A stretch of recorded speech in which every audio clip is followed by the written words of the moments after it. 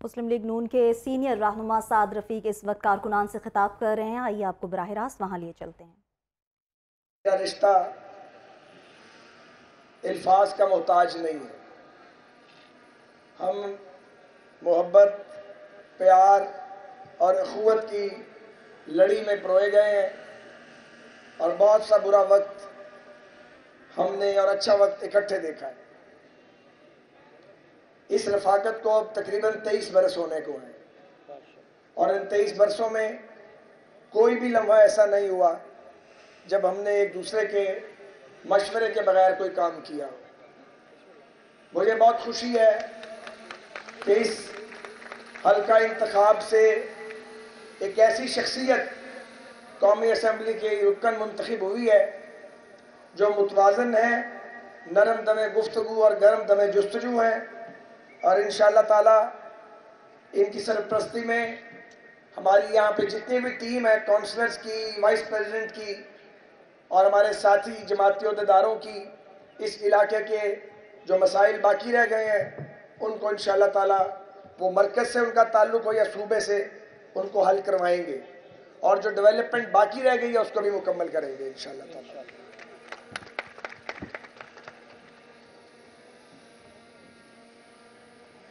2024 کے انتخابات آئے اور گزر گئے، اب حکومت سازی کا عمل چل رہا ہے۔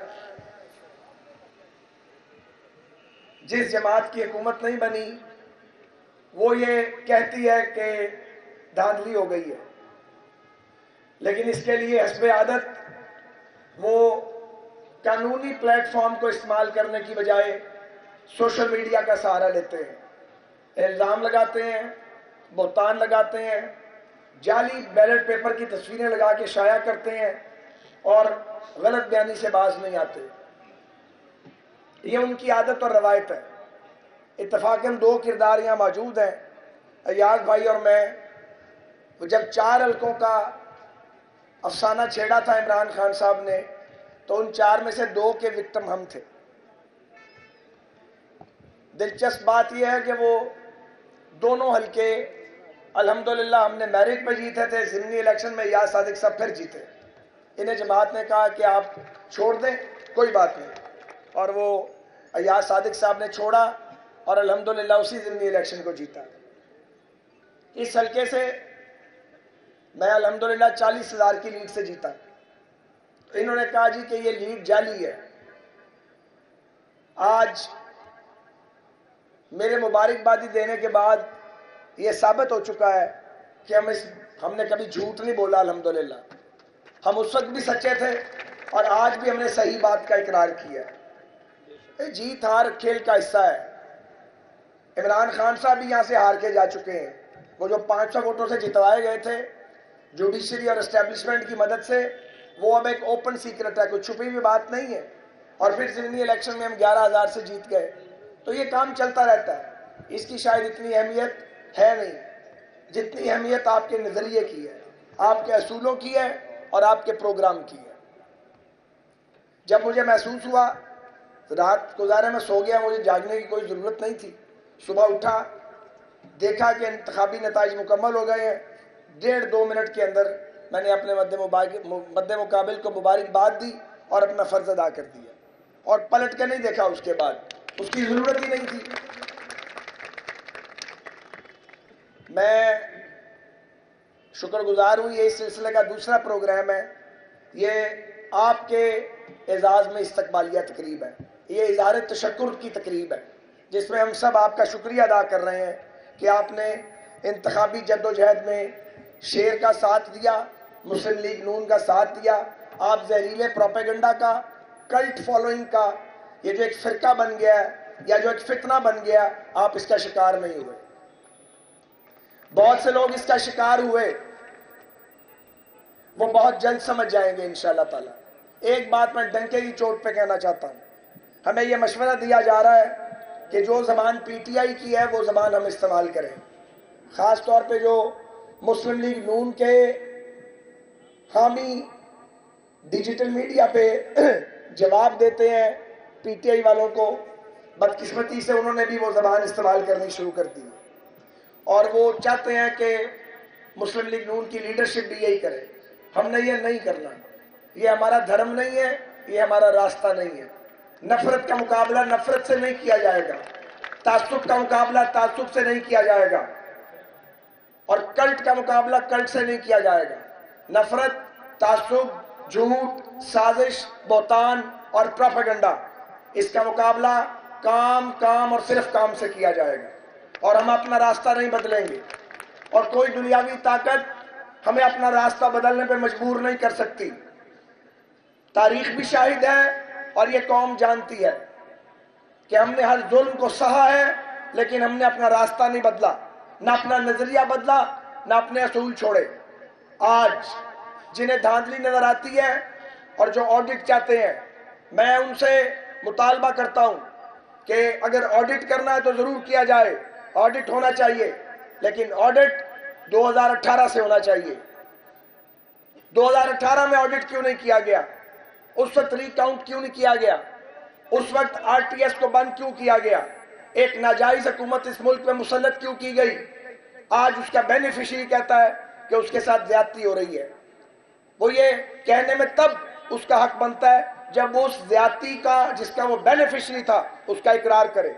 آپ اپنے جرم کا اقرار کریں, پھر کسی پر آپ الزام عائد کریں.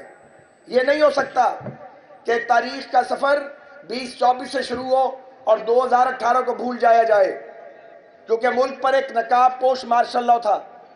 وہ مارشل لاء ڈکلیئرڈ نہیں تھا, اعلانیہ نہیں تھا, لیکن مارشل لاء تھا, اور اس کا چہرہ جناب عمران خان تھے. اور ان کے 4.25 سال نے ملک کا کباڑہ کیا. انہوں نے جھوٹ بول کر, بہتان تراشی کر کے, انتقام لے کے, جھوٹے مقدمات بنا کے, اپنے حامی جرنیلوں اور ججوں کو ساتھ ملا کے انہوں نے اپنے مخالفین کا منہ کالا کرنے کی سازش کی. ڈیجیٹل میڈیا کی سپورٹ آئی, مغرب کی سپورٹ آئی. جن کی غلامی سے وہ آزادی کی بات کرتے ہیں, انہی کی غلامی میں تھے وہ, اور انہی سے وہ سپورٹ لے رہے تھے. اور لوگوں کے دماغوں کو زہر آلود کیا گیا, نئی نسل کو گمراہ کیا گیا, خواتین کی بڑی تعداد کو گمراہ کیا گیا. اگر کوئی یہ سمجھتا ہے کہ ہم اس گمراہی کو قبول کر لیں گے, وہ غلط فہمی میں مبتلا ہے, کیونکہ ہم نے ہر دور میں گمراہی اور جبر کو فیس کیا ہے.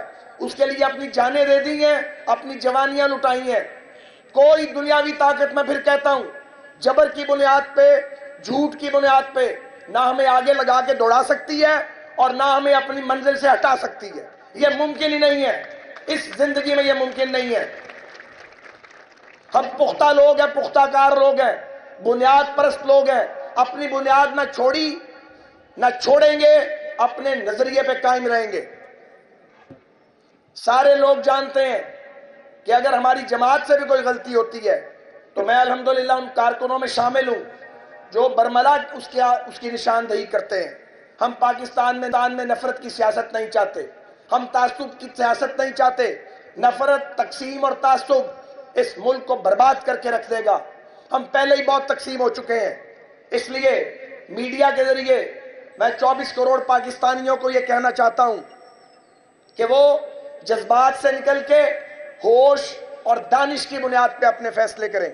وہ سب کی بات سنیں, پھر اس کو تولا جائے. جھوٹ پہ یقین نہیں کیا جائے, دیکھا جائے کہ کون ملک کو آگے لے کے جانا چاہتا ہے.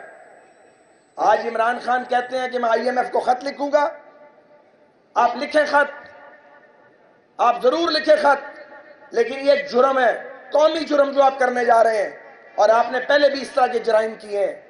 میرا خیال تھا کہ جیل بڑوں بڑوں کو بدل دیتی ہے, مثبت سوچ آ جاتی ہے انسان میں, انسان کا اپنے اللہ سے تعلق مضبوط ہو جاتا ہے, دل کا زنگ ادھرتا ہے. لیکن ان کے دو فیصلوں نے میری اس توقع پہ پھر پانی پھیر دیا, کیونکہ میں خوش فہم آدمی ہوں. میں اپنے مخالف کے بارے میں ہمیشہ خوش گمانی رکھتا ہوں. ایک وزیر اعلیٰ KPK کا جو ان کا نامزدگی کا فیصلہ ہے, وہ کلیئر میسیج ہے کہ وہ ملک میں مہادارائی چاہتے ہیں, وہ ڈنڈے سوٹے کی سیاست چاہتے ہیں, وہ نفرت کی سیاست چاہتے ہیں. فیصلہ کرنا ان کا حق ہے, اس پہ تبصرہ کرنا ہمارا حق ہے. انہوں نے درست فیصلہ نہیں کیا, اس کی سیاسی قیمت بھی وہی ادا کریں گے. اور دوسرے یہ جو IMF کو وہ خط لکھ رہے ہیں یا لکھنے جا رہے ہیں جس کا اعلان کیا ہے, مجھے اپنے بھائی سینیٹر علی ظفر سے یہ توقع نہیں تھی. میرا خیال تھا وہ عمران خان صاحب کو مسلم لیگ نون کے سینئر رہنما خواجہ سعد رفیق اس وقت کارکنان سے خطاب کر رہے تھے۔